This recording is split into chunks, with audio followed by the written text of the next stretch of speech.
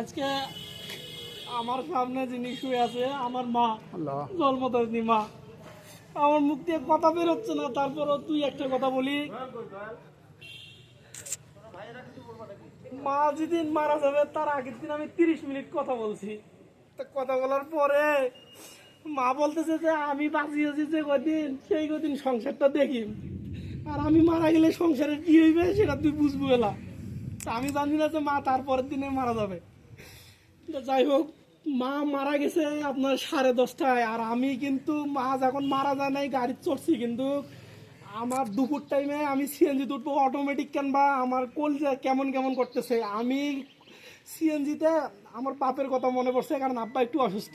তা আমি নিজে নিজে বলতেছি রব্বির হামুমা কামা রব্বাইনি সগীরা, রব্বির হামুমা কামা রব্বাইনি সগীরা। দুপুরে পড়ছি আমি সিএনজিতে, সে সময় কোম্পানির কাজ করি।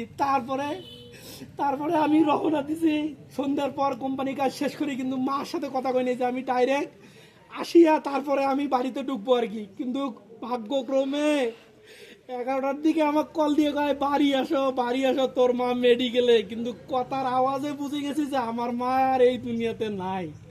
অতএব আমার মা গ্রামে ছিল। গ্রামের মানুষরা গ্রামের আশপাশের সাথে কোনো কারণে জমি জমা লেনদেন আনুষ্ঠানিক কারণে কথাবার্তা একটা কম বেশি হয়ে যায়, মানে যেটা বলা হয় আমরা গ্রামে ভাষায় ঝগড়া বলি।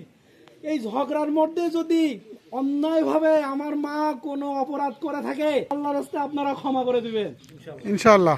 আর আমার মার কাছে যেহেতু মহিলা মানুষ, পুরুষের সাথে কোনো লেনদেন নাই, আমি আমার জায়গা থেকে আমি এলাকায় দেখব যে নারীদের কাছে লেনদেন যদি থাকে ইনশাল্লাহ আমি সবটুকু দেওয়ার মানে সবটুকুই দিয়ে দেবো ইনশাল্লাহ আর কি। ইনশাআল্লাহ। সর্বশেষে বলতে চাই, আমার মার জন্য আপনারা মন খুলে দোয়া করবেন। আমার মার জন্য আল্লাহ তাআলা সমস্ত প্রকার ছোটখাটো গুনাহগুলো মাফ করে দিয়ে জান্নাতুল ফিরদৌস দান করে দেন। আল্লাহুম্মা আমিন।